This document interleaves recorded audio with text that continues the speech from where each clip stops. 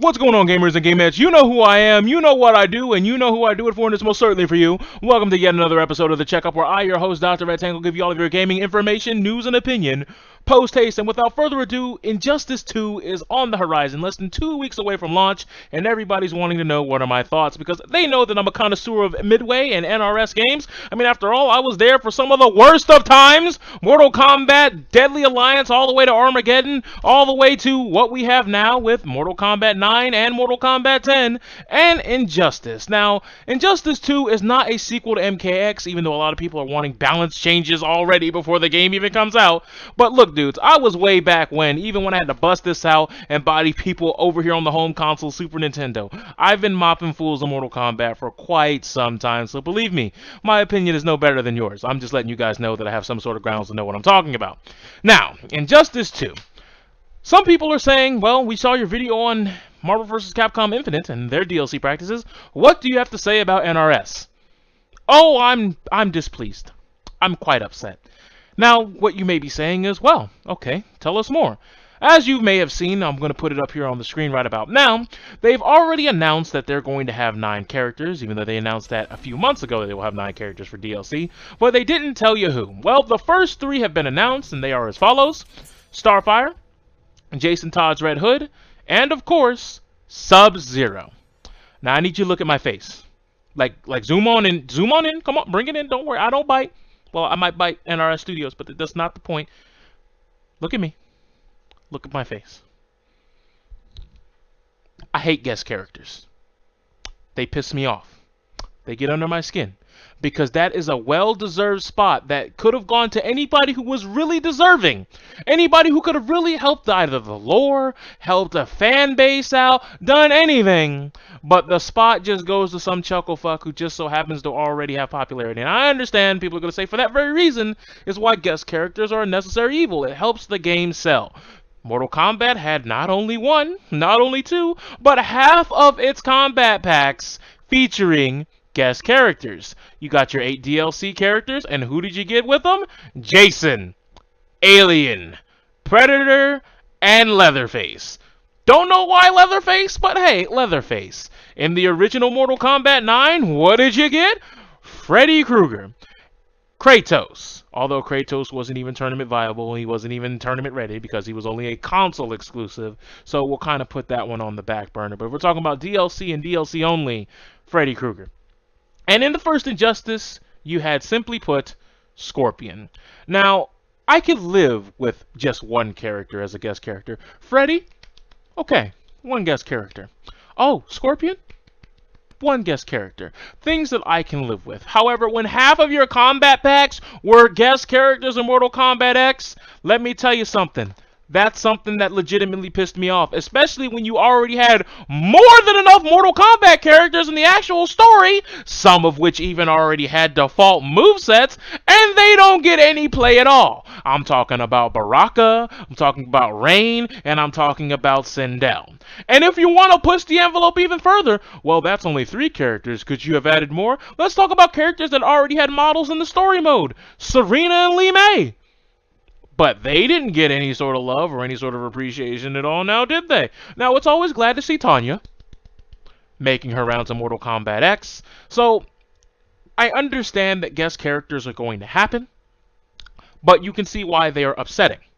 And in the extreme, vast, almost infinite comic book lore that DC Comics has built over, like, the past 70 plus years, we're going to get Sub-Zero in the first Injustice pack? Not saying that I can't stand Sub-Zero or anything, but to already have a guest character coming, okay, maybe I can sit back on my haunches. But to see that there's going to be 2, and for those of you who don't know what I mean, there's a person, forum user on Test Your Might known as Arrow Grunt, so shout out to him, who brightened the image up, and oh, there's more silhouettes. And one has a very, very strange resemblance to Raiden.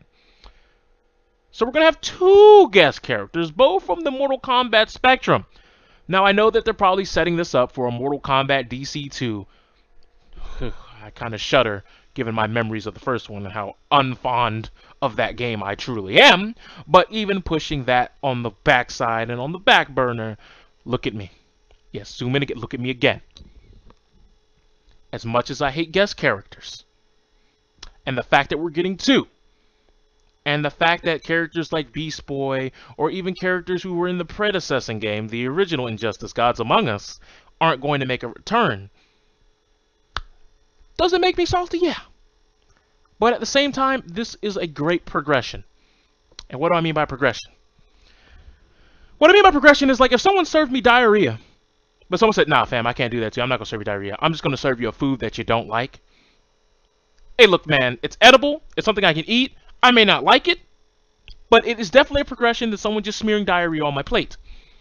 That is where we are right now with Injustice 2 and its DLC. I may not like guest characters, and I may not like the fact that we're getting 2. But the fact is, and the fact remains, that we're getting 7 characters who aren't going to be guest characters from what we can surmise based on what we see here in these silhouettes. 7 DC characters. 7! How many characters did we get in MKX that we actually wanted? That weren't a guest character. I mean, wanted from the game being announced. Like, oh man, we're going to have 8 DLC. We only got a total of 4.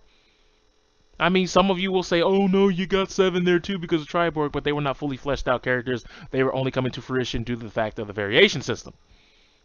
So you got your Tanya, your Triborg, or all your cyborg robots. You got Bo Raicho, which a lot of people debate on, and Tremor. Someone who came off from, I believe it was Special Forces, I believe, but he never was a big role or a big main player in the main storyline of either timeline of Mortal Kombat thus far.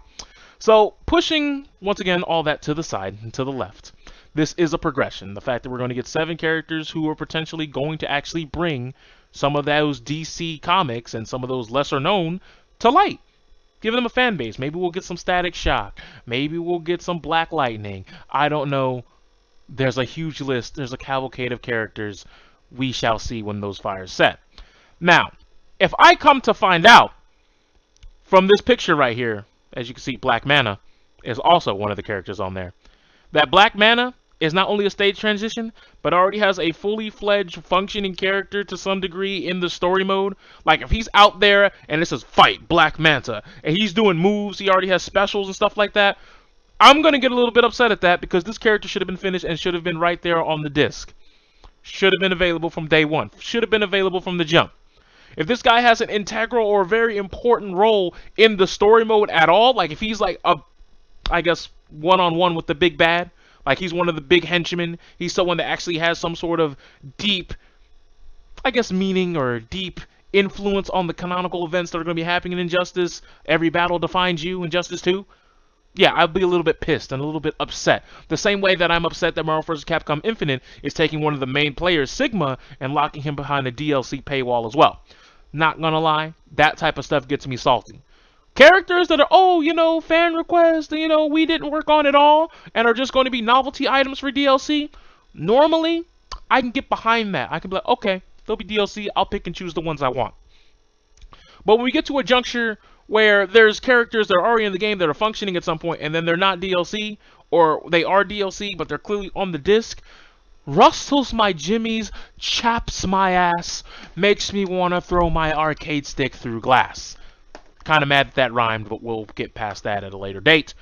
So, as of right now, Injustice 2 with its DLC, its Ultimate Edition, I believe, is $90 or $100. Well, let's just say it's $100.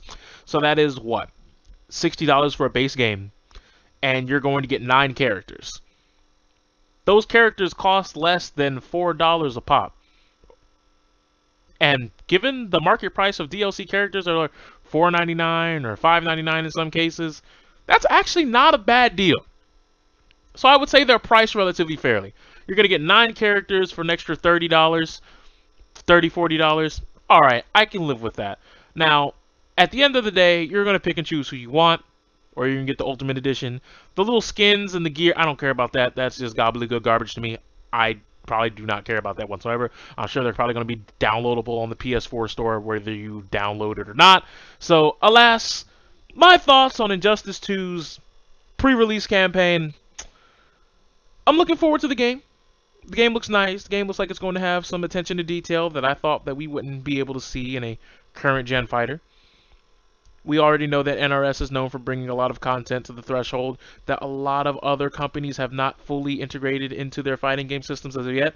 Looks like Tekken 7 could be going that route with their fully fledged story mode with multiple chapters, as we've heard various people at Bandai Namco talk about, such as Harada, things of that nature and whatnot. So, as I said, it's a great time to be a fighting game fan.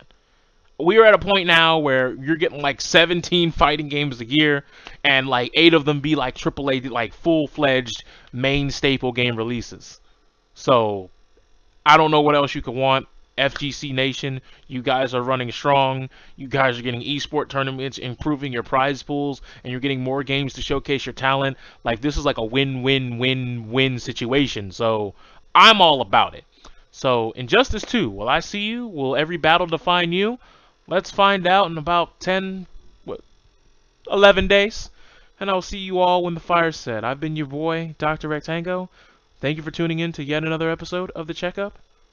I'm out of here.